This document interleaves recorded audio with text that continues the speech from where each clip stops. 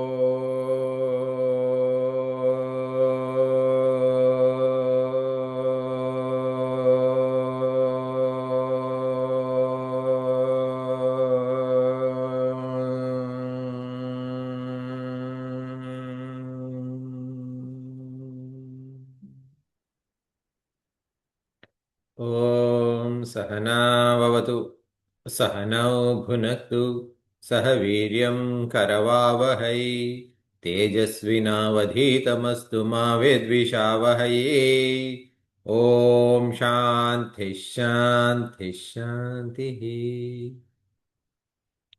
Samasta Jana Kalyane Niratam Karunamayam Namami Chinmayam Devam Sadgurum Brahmavidvaram Sadgurum Brahmavidvaram.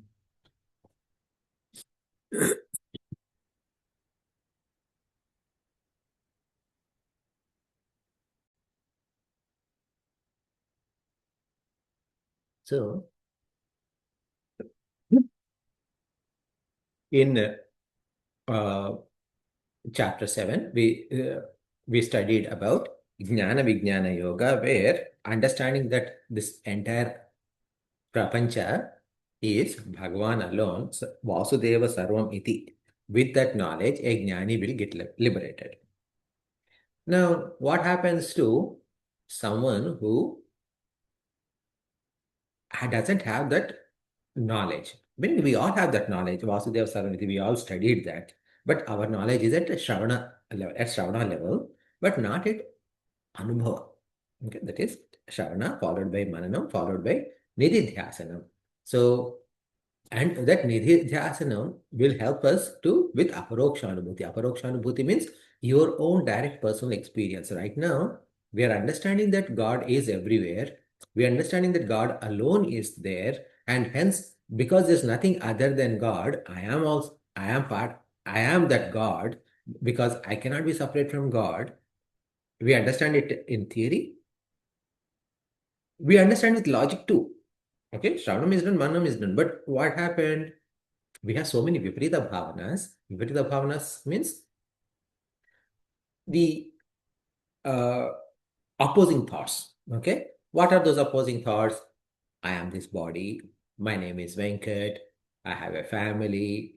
And when it comes to my family versus some other's family, my preference is to take care of my family, even at the possibility of harming other person's family. This is how my vasanas are there. Now, these vasanas are counteracting this knowledge that we gained through our scriptures that God alone is there. There's nothing other than God. Hence, I am God, and everything is God. Everything is me alone. So these two are competing. So because competing in the sense like these two are conflicting with each other.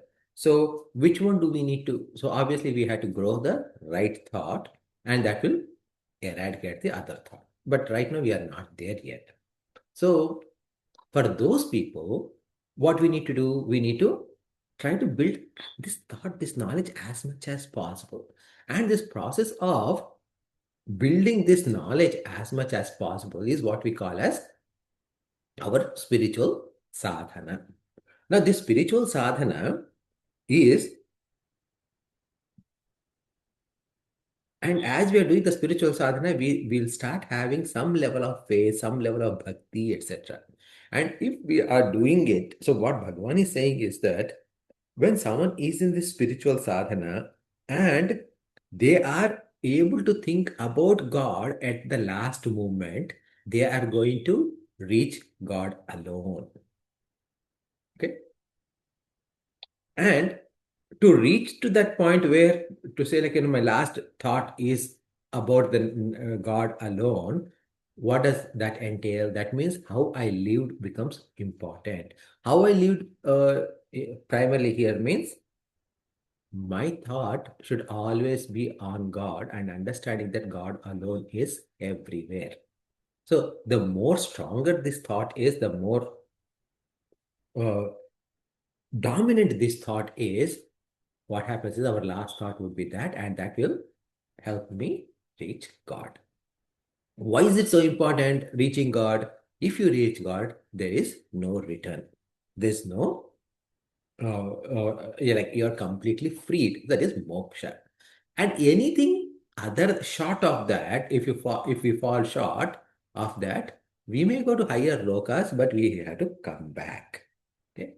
And the benefit of going to Bhagwan, I mean, like the nature of absolute Bhagwan versus all of these lokas being temporary, that is understood.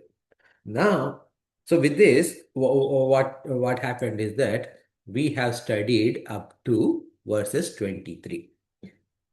Now, from 24 onwards, okay, so this is what like we are beginning now. Okay, so we need to begin with shloka number 24. From 24 onwards, Bhagwan gives two paths. Okay, he describes two paths. Now, before we do the shlokas, I want to explain the concept behind this. Okay, what is Bhagwan trying to tell?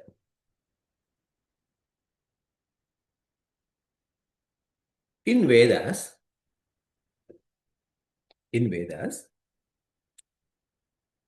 we have three kandas. You are familiar with that, right? Anyone remember what are those three portions of Vedas called? Is it Rigveda, Samaveda? Is that? Those are four Vedas.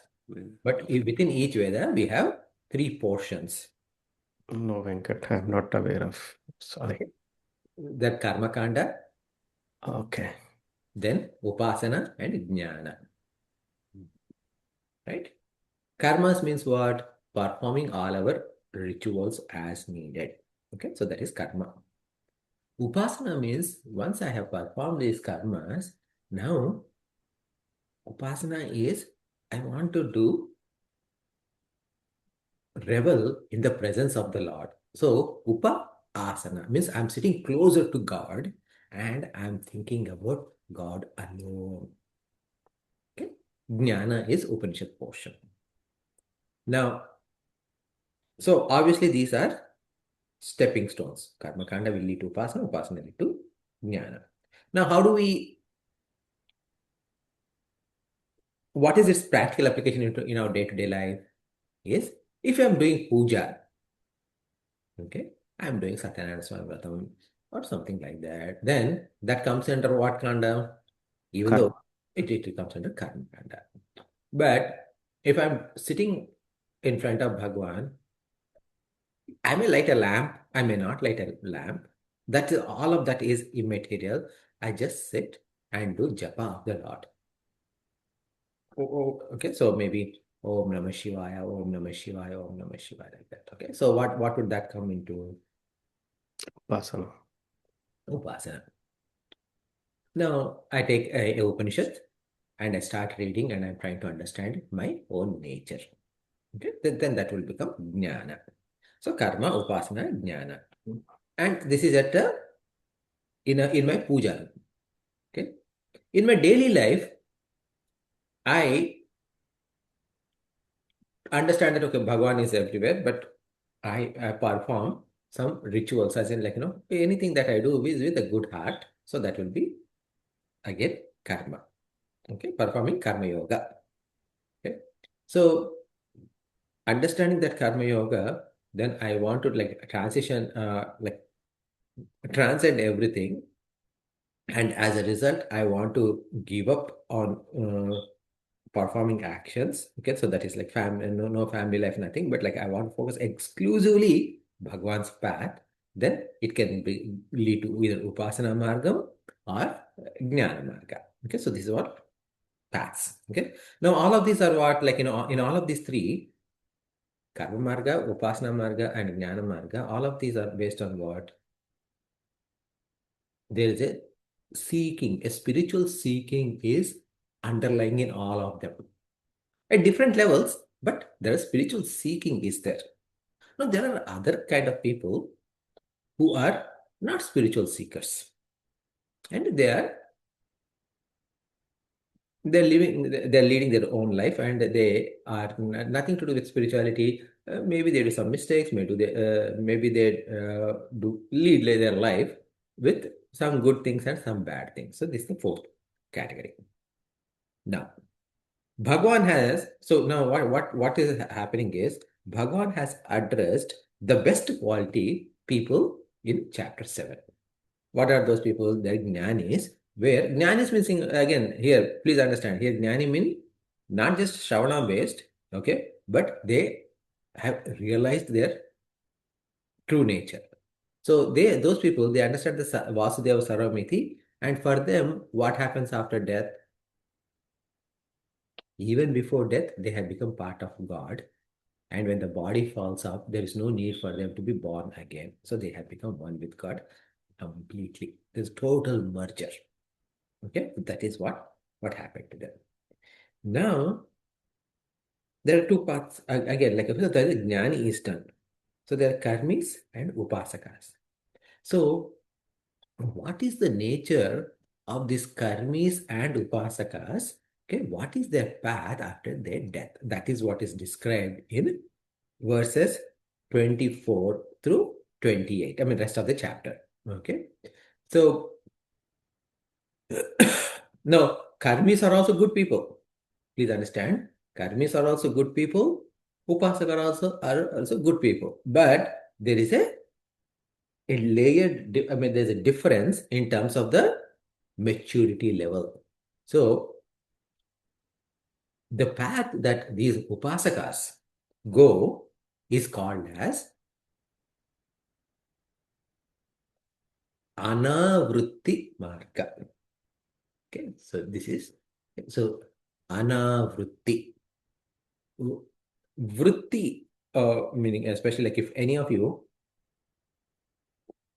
studied in regional languages, what is circle called in Telugu? Maybe, I don't know, maybe Tamil, but in Telugu, if you're studying in local mediums, it was called as, do you recall anyone?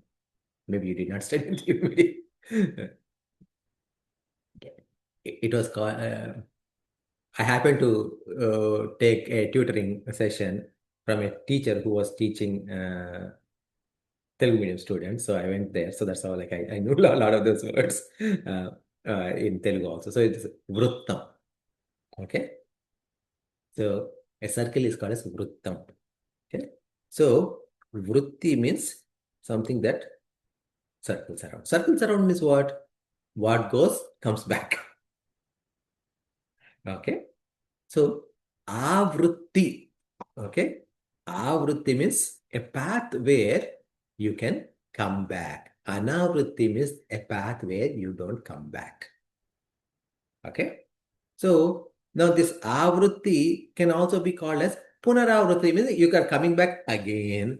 Anavrutti means Apunaravrutti, you will never come back again. Okay. And this Anavrutti, or like where you're not going to come back, this is also called as Uttarayana. And the path where you can come back is called as Dakshinayana Marga. Okay, so remember, like Ayanam means path. Okay, Ramayanam, path of Rama. Okay, so Uttarayanam. So like, is it Uttarayanam or Dakshinayana now? Uttarayana. Uttarayanam, right? So the summer solstice or whatever, like you call it, from December 20, approximately December 21st to June 21st, it is Uttarayanam, and June 21st to December 21st, it is Dakshinayana, approximately. Okay. So this Uttarayanam is considered as, also called as Devayana Marga. So these are all synonyms. What are the synonyms? Anavritti, Apunaravritti, Uttarayana Marga, Devayana Marga. They are all synonyms where the path of no return. Avritti or Punaravritti and Dakshinayana Marga, Pitruyana Marga, these are all synonyms for coming back, the path of coming back. Okay. So within this, coming back and not coming back, the path that brings you back to the earth, to live again, that is considered lower. However, please understand, this is not a cheap one. It is not a hell. It is still of a much higher quality compared to people who don't focus on spiritual path at all. Okay. So now it so happens in our Shastras, okay, when we talked about, when we were talking about Brahmaji, etc., what happened whenever Brahmaji wakes up, he has to create certain words. Do you recall, like, up to what world he needs to create or recreate? We said? All the seven. Sorry, go ahead, Pawan. The seven lokas or to Brahmaloka? Yeah, so all the 7 lokas below earth plus 3 above, that is Bhu, Bhuva, Swaha. Up to those 10 lokas, every morning he needs to recreate. The higher ones, he doesn't need to recreate, and they will last through the term of Brahmaji. Okay. So the lower lokas where those are recreated every morning, that is the maximum limit someone can go through the path of karma. Okay, Avritti Marga. Now, whereas someone who has done Upasana, what happens is that Upasana thoroughly, they can go all the way to Brahmaloka, highest abode. And then what happens? If they are good there they will get enlightened by Brahmaji himself at the end of Brahmaji's lifetime, and then they merge into totality. This is the message. Okay. Now, these shlokas from 23 to 28, they are describing what are those steps. Now here, what I'll do is that I will first let us chant all these shlokas 23 to 28, and then we'll come to discuss the meaning together. Okay. So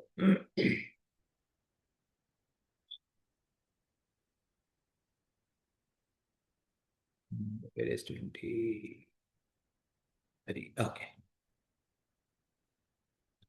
23. Yatra kale tvanavrittim. So tu anavrittim. And then avrittim chaiva.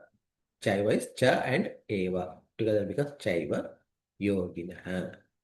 Prayataha. That is prayata yanti tam kalam vakshami bharatarshava.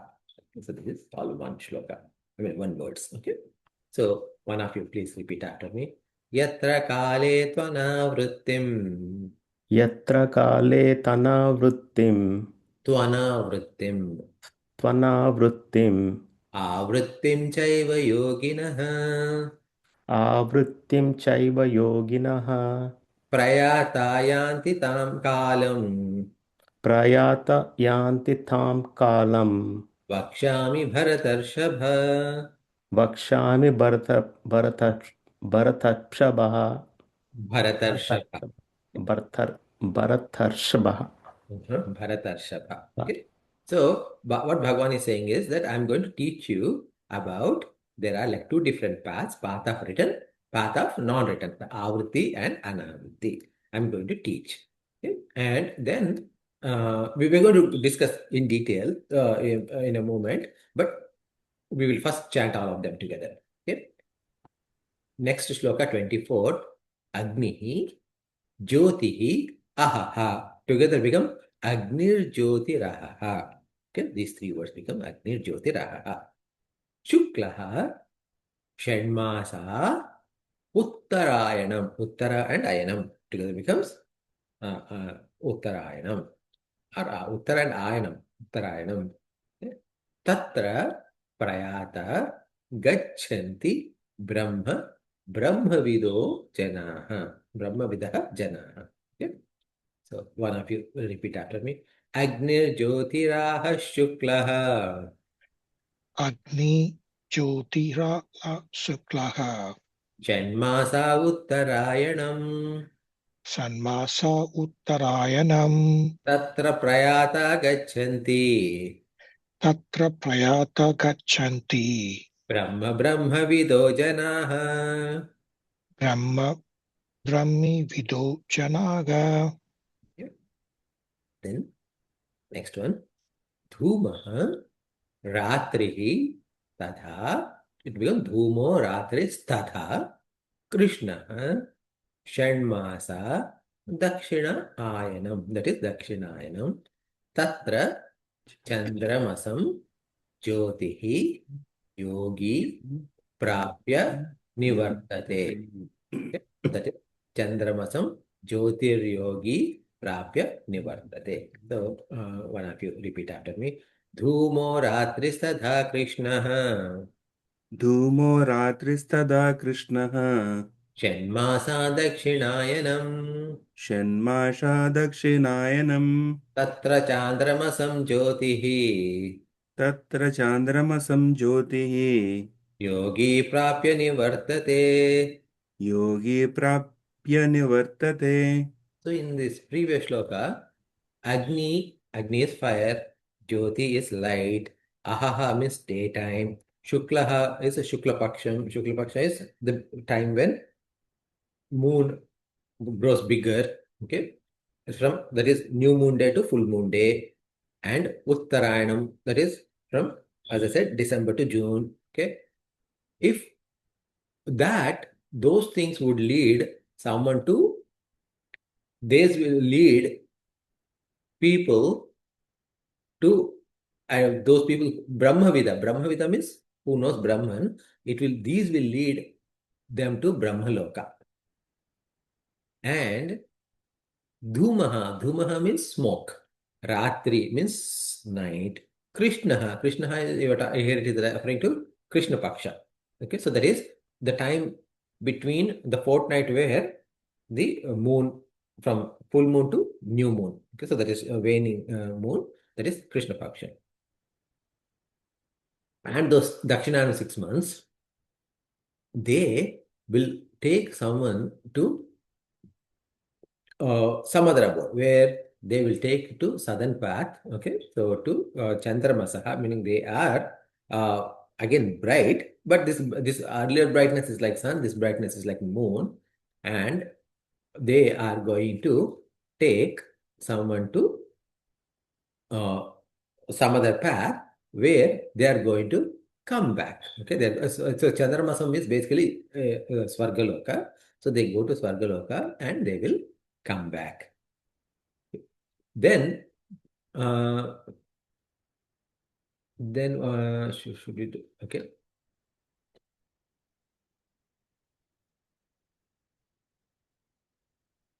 See 26th verse. Shuklaha Krishne. Okay, that becomes Shukla Krishne Gati. He and Yete becomes Yete Jagataha Shashvate Mate. Ekaya Yantyana vrittim anya vartate. Anyaya vartate. Luckily, like we do a break in between. So, that yati anavrittim. So, yatyana anyaya avartate punaha. So, that is anyaya vartate punaha. So, please repeat after me. Shukla Krishne gate hete शुक्ल कृष्णे गति हेते jagatah shashvate mate जगतः शाश्वते मते ekaya yatya anavrittim एकया यात्यनावृत्तिम् anyaya vartate punaha. अन्यया वर्तते पुनः. So, they both, the Shukla Marga and Krishna Marga, they both are great paths, both of them.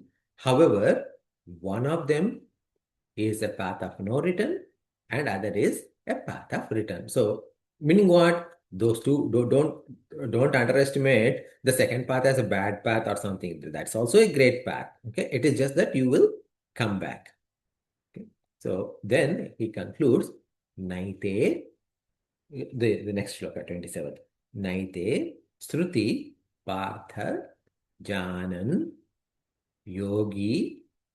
So Janan and Yogi becomes Janan Yogi Muhyati Kaschana. Tasmat Sarveshu together becomes Tasmat Sarveshu Kaleshu Yoga Yukto. Yoga and Yuktaha together becomes Yoga Yuktaha. So that is Yoga Yukto.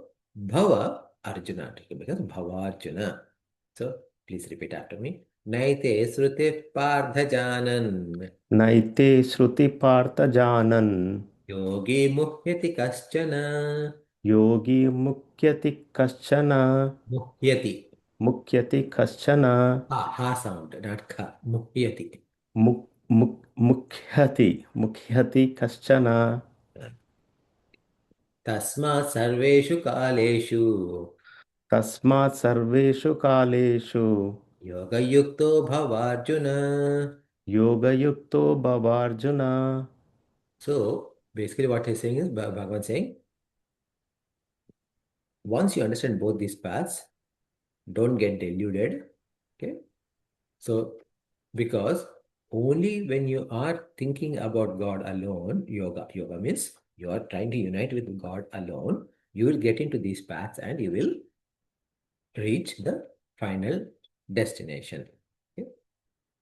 And finally, like he concludes, Vedeshu, last shloka, Yagneshu, Tapaha, Su, Chaiva, that is Cha and Eva, Chaiva, Daneshu, Yat Punya Phalam, Yat Punya Phalam, okay, 3 words, right? Yat Punya Phalam, Pradishtham, Atyeti, Tat Sarvamidam, Tat and Sarvam and Idam, Tat Sarvam Idam, 3 words, Tat Sarvamidam, Viditva, knowing this, Yogi, Param, Sthanam, Upaiti, Cha, Adyam. Okay, so that is Sthanam, Upaiti, Chadyam. So let us chant this. Also, Vedeshu Yagneshu Tapassu Chaiva.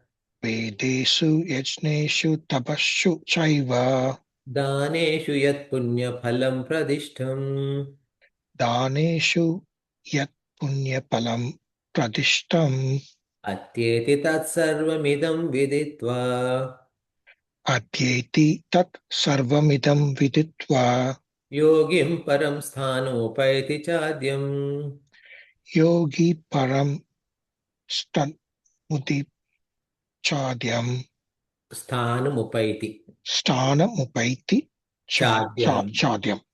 So here, and then Bhagavan concludes saying that all the scriptures, whatever we teach in the Vedas, and whatever you do, I mean, like all the karmas you do, whether it is yajna, tapas, or dana, all the punyas, all of these are only meant, okay, to help you go beyond, okay, and these will help, but they are not the final things. It is something like this, right? So, for example, you want to uh, run. You want to run, you can run with bare feet, but after a while, your feet will hurt. So, you go by a nice pair of sneakers, whatever brand it is, right? Now, once you wear those sneakers, they'll help you run better, faster, but those are not those, if you don't practice, those sneakers are not good enough to help you reach your destination or win your competition or participate in competition, etc. In the same way, all of these are going to help you to get there. Okay? But the primary thing is, primary means of knowing Bhagwan and getting to Bhagwan is understanding the nature of Supreme Bhagwan. So this is how he concludes.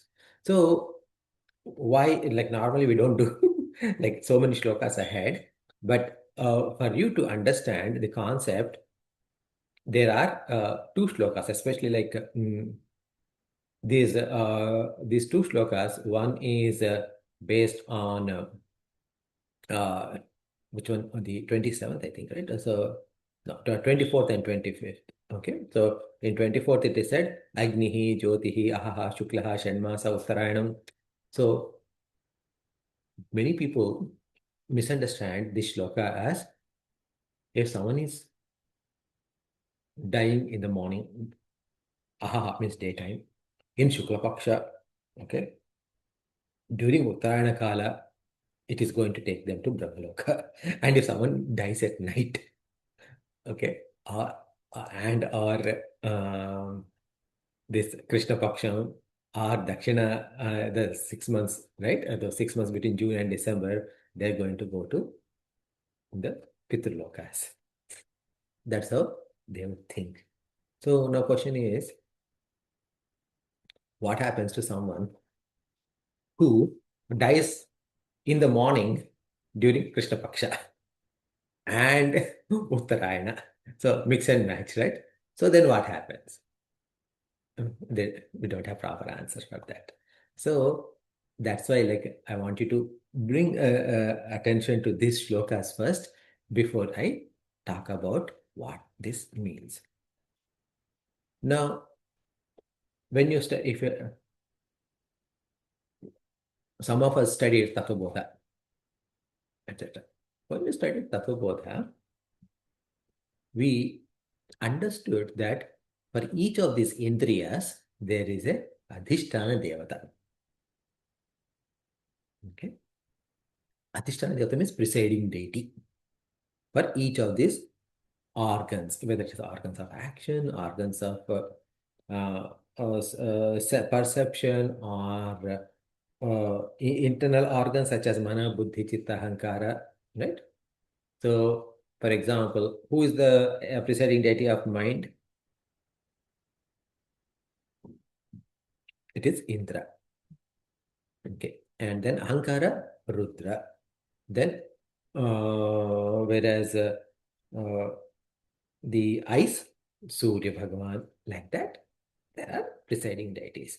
So these devatas, when we say devatas, here these devatas are associated with Indriya. So now you can call them as Indriya Abhimani Devatas. Okay? Meaning in those devatas that are associated with Indriyas. Now, similarly, okay, this is a concept you must first understand. There are devatas associated with Kala, time. Now, these devatas who are associated with Kala, what would they be called as? If Indriya associated with Indriya, they're called Indriya Abhimani Devatas. So the devatas who are associated with those Kala, they're called as Kala Abhimani Devatas. Easy answer. Okay, Kala Abhimana Devatas, meaning those devatas are associated with time. Is that concept clear? Okay. Now, these names, Agni, Jyoti, Ahaha, Shuklaha, Uttarayana, Dhuma, okay, Ratri, Krishna, Dakshinayana, all of them are names of Kala Abhimana Devatas. Okay. Now, this knowledge somehow is has become this knowledge apparently during Dwapara Yuga, pretty much everybody knew, but now it's kind of like it has disappeared, okay, or almost disappeared. Because of this, the knowledge, the understanding of the shlokas have been messed up a little bit. Okay, so now how do I know? Because my teacher. Okay, so now when a person, okay, when a person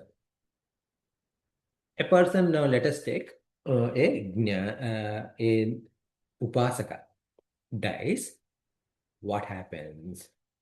He has to go to the path of no return. Anavritti loka / apunaravritti loka. Or it is also called as Archi. Archi means Agni, meaning brightness. Archiradi loka, meaning like, those paths, those lokas filled with light. Okay? Or Uttarayana marga, Devayana marga, they go through, right? With these paths. So, how do they go? Is first, this person or this jiva is, like when they drop that body, the jiva is first held by Agni. Agni means fire. And he would take that Agni Bhagwan, takes him to his abode. Okay? His realm. So that is called Agni Loka.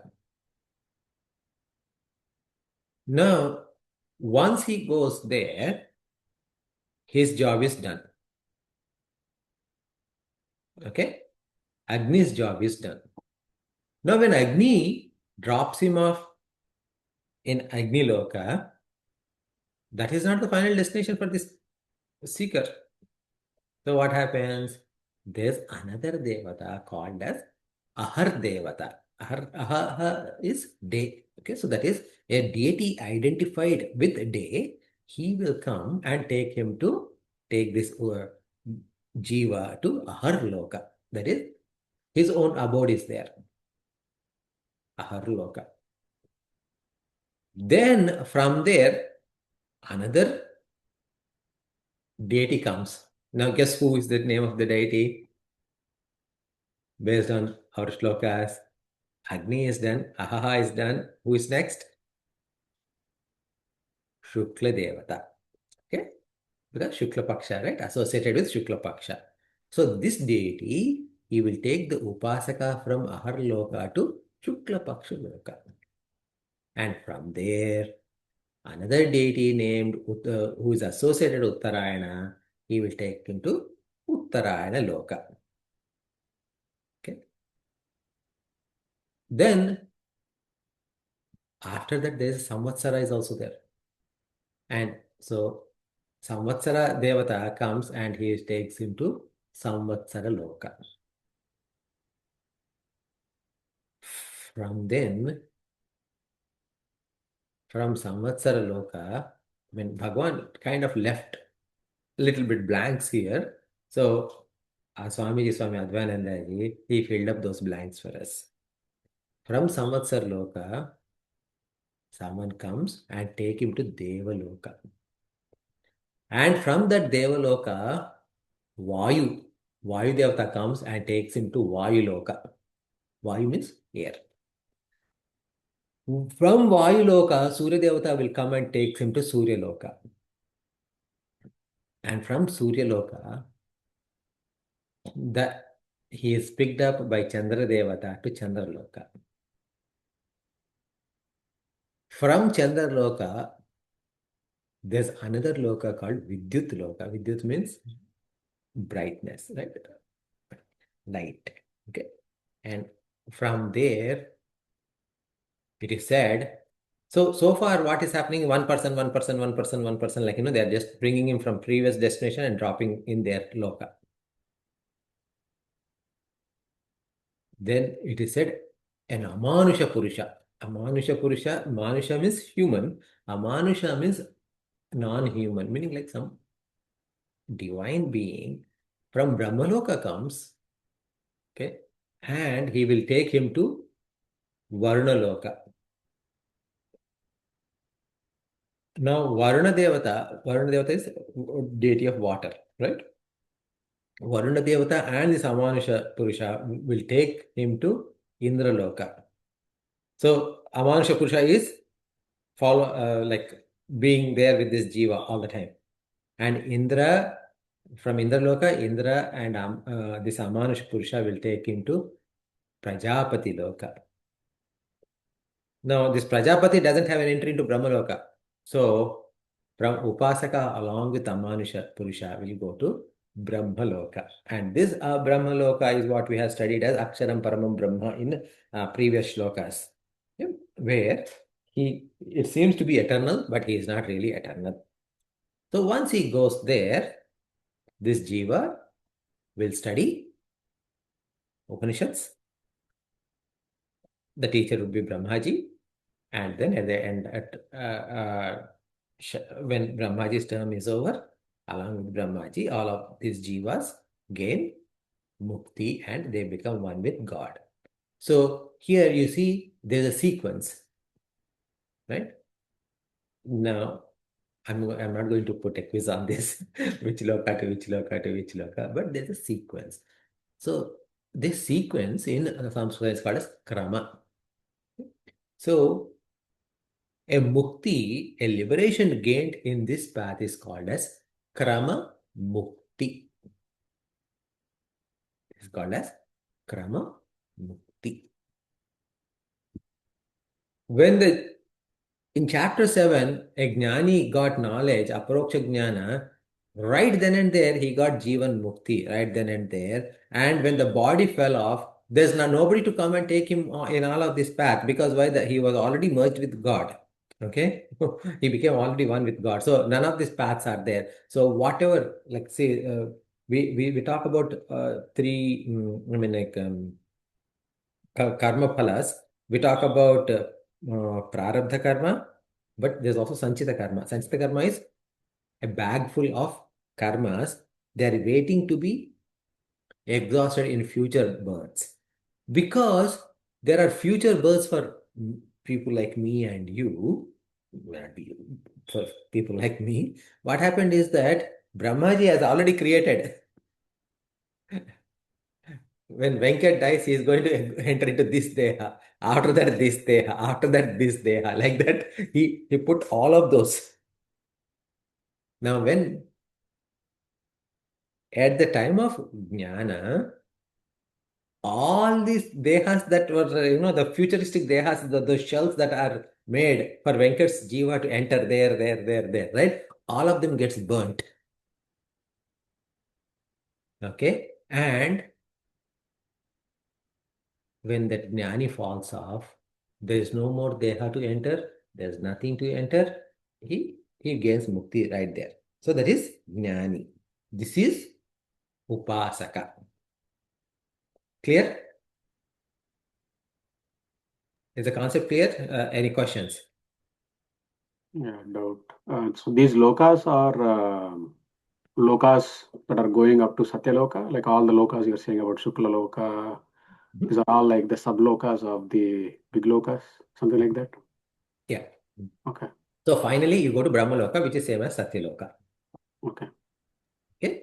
But again, this loka is saying like people who die in the first 6 months only go through this path. It has nothing to do when they died. Mm. That's what I'm saying.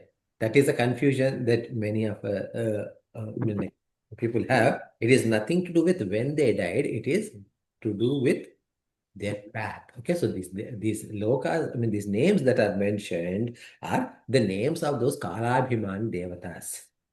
Mm. Okay? So they can go to any loka is what you're saying. Based on their karma, they will go. It's not that, as this loka says, it's like people who die around this 6 months, they go here versus people who die 6 months. It's not like that. No, not Okay. yet. Okay.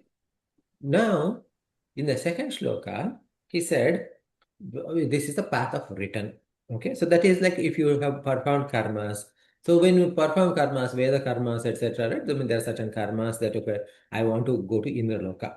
So you can perform a yajna to go to Indraloka. Like that, right? There are certain karmas are there. When you perform those, what happens is that you go through a path which will help you to come back. So this path is called as Avritti or Punaravritti or Dhumadi because it is starting with Dhuma, okay? Or Dakshinayana or Pitrayana. So here, what happens when someone dies, okay, a karmi dies, it is picked up by Dhuma, okay? And Dhuma is not smoke here, a deity associated with smoke, and he will take to his loka. From there, he is transported to Ratri Devata. Okay, so that is Ratri Loka. So there's a deity associated with Ratri, okay, and he will take him to Ratri Loka. From there, Krishna Paksham Devata. From there, Dakshinayana Loka.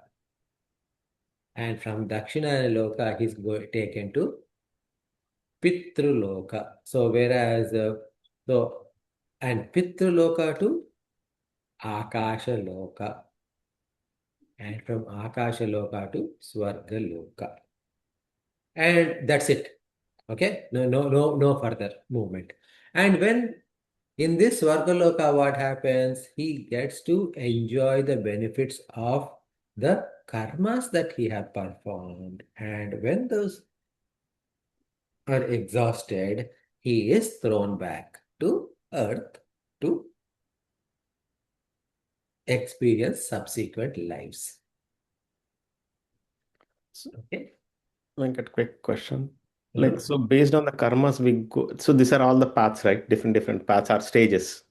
So based on the karmas, I go to one stage and stop and come back. Is that what it means?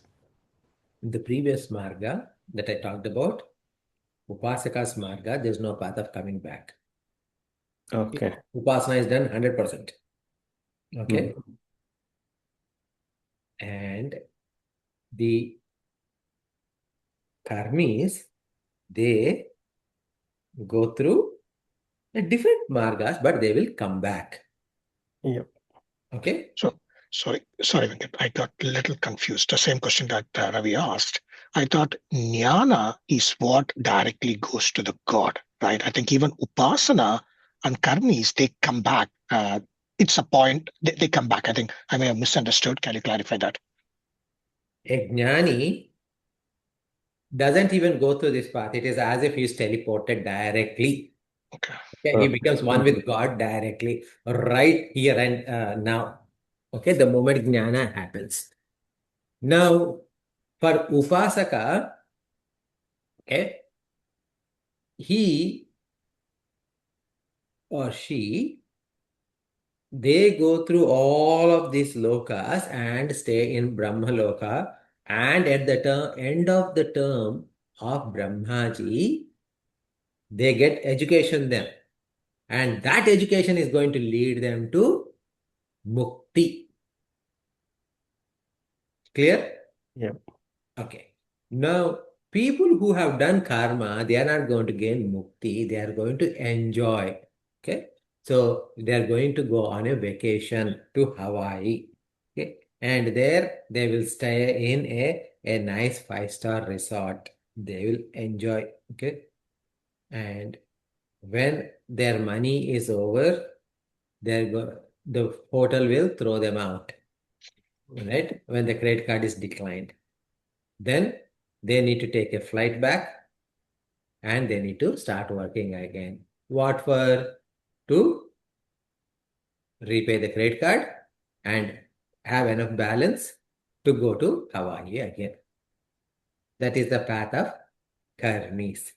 Now, so far, okay, I saw your question, Pawan. Okay, so far what we talked about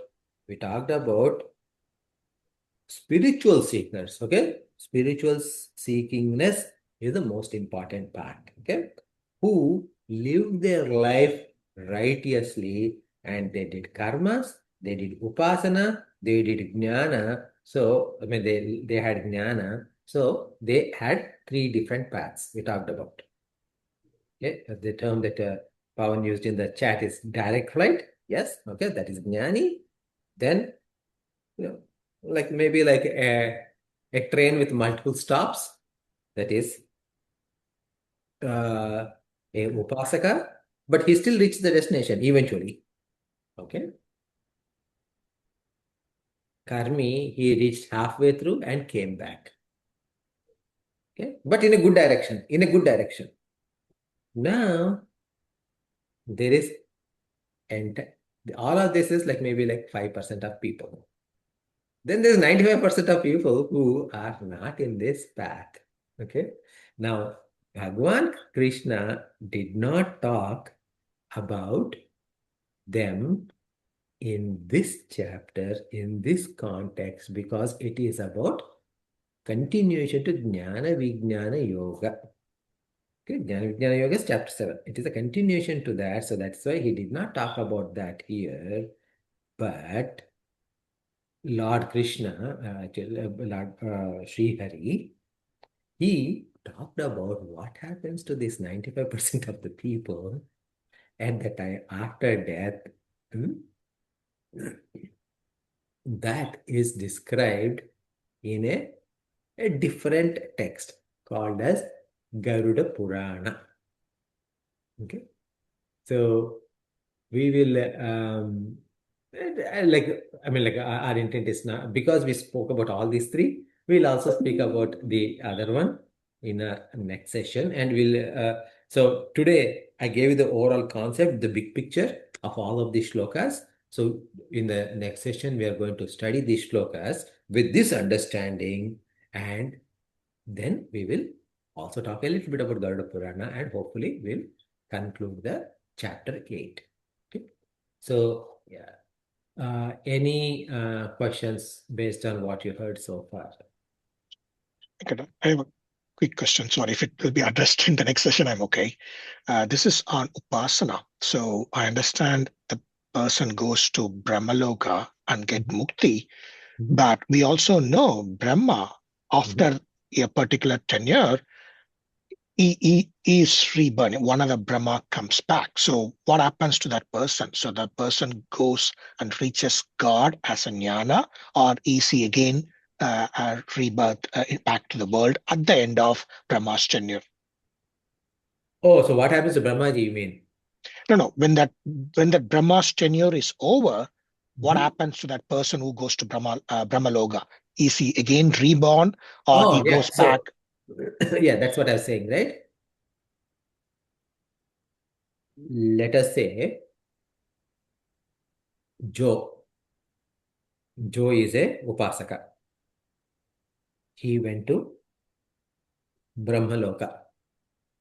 Now, Brahmaji's lifetime, let us say, is going to end in another 2 trillion years. So, Joe is going to be there for 2 trillion years. Now, Brahmaji's term is over. Brahmaji is already a Jnani. Okay. He teaches that Vidya to Joe. Now, Joe's mind is much more purer at that time compared to now. Okay. So, Joe will immediately get it, and he will have that aparokshanubhuti. He will have the experience of God. So, both Brahmaji and Joe, maybe along with Joe, there may be like a few other people, right, who are already like Joe. Okay. All of them get knowledge, all of them get liberated. Okay. And then in the next cycle, there's no coming back because there's no more Joe. That individuality is gone. Okay, got it. Okay, including the Brahmaji. Okay, but there are some great Mahatmas who are not in the Brahmaloka, but maybe like in one loka below, etc. Right? So those great souls will be given these celestial roles in the next cycle, as Brahmaji, as Indra, as Varuna, etc. And they perform their duties and they'll also get mukti.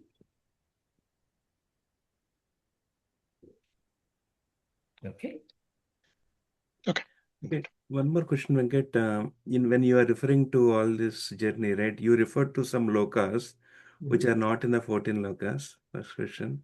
Next thing is there is no Yamaloka as such in these 14 lokas, right? I think Pavan is also asking like where is that? And you're also bringing some other lokas which are not there in the 14 lokas. When you talk next week, maybe if you can relate those stuff, that would be great. Yeah. Okay. Yeah, definitely. Okay. So the 14 lokas we talk about are not just the 14 abodes, but those are 14 representative lokas. Okay. Because the number 14 has got a significance is that we have 14 indriyas. Okay. Our 14 indriyas include 5 karmendriyas, meaning organs of action, 5 jnanendriyas, organs of perception, and 4 antarendriyas, that is my manas, buddhi, chitta, and ahankara. So these 14 lokas that we are talking about are the representative of those 14 indriyas.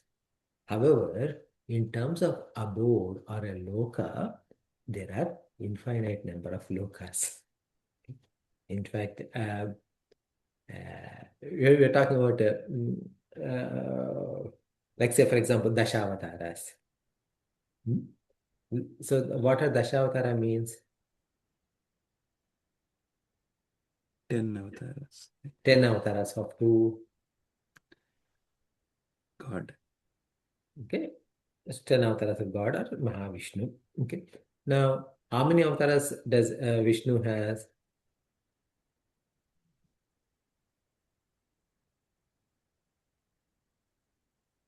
We said Dashawataras, right? So how many avatars does Same, Vishnu have? same 10, same 10. 10, right?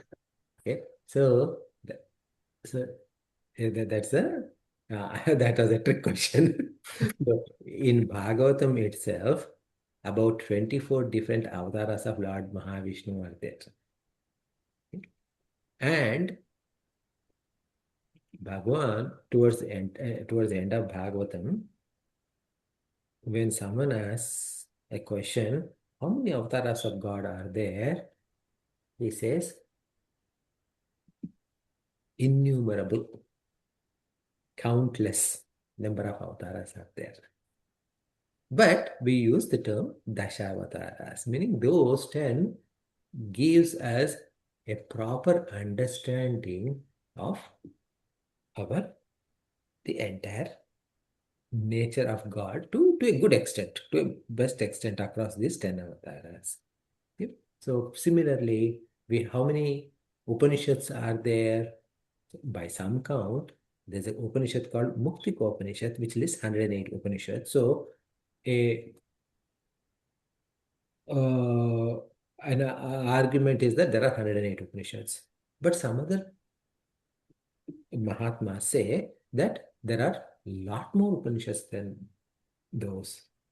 Now, however, whether there are 108, whether there are 350, whatever that number is, we take 10 principal Upanishads. Okay? 10 principal Upanishads, and if you study those 10 principal Upanishads, pretty much you got the entire big picture of nature of reality. So these 10 Upanishads, what are those 10 Upanishads and what is the justification for those 10 Upanishads is because originally sage Veda Vyasa, who compiled all these Vedas, he did his Brahma Sutras based on these 10 Upanishads. Following that, Shankaracharya ji also wrote commentaries on these 10 principal Upanishads. In fact, believe Ramanujacharya or Madhvacharya also wrote commentary. One of them definitely wrote commentary on, Madhvacharya ji wrote commentary on 10 principal Upanishads, and Ramanujacharya ji wrote commentary on Brahma Sutras. So he did not write commentary on the Upanishads. So like this, like in the 10 Upanishads, 10 major Upanishads, 10 major Upanishads, that's how we keep on stating. So similarly, these lokas, coming back to your question, right? Even though we talk about 14 lokas, there are so many other lokas, and this is some of this list. And Yamaloka, of course, that is a principal loka where, as jivas, we must all have gone before. Unfortunately, we don't remember. and probably fortunately we don't remember, I don't know. Okay. Anyway, if we remembered, hopefully at least we would have like, okay, just said, okay, no more. We don't really want to go there anymore, and we would have gone to this, but it is unfortunate we don't remember. But all of those lokas are there. So we are going to, we'll study a little bit about this fourth type, as in like, who people who are not following proper life and hence not doing karmas, jnana, or karma, upasana, jnana, what is going to happen to them? We'll study a little bit. That is technically out of syllabus for chapter 8. But because we are on the topic, we'll cover that for a few minutes and then go from there. Okay. Okay. Shall we close? Yep.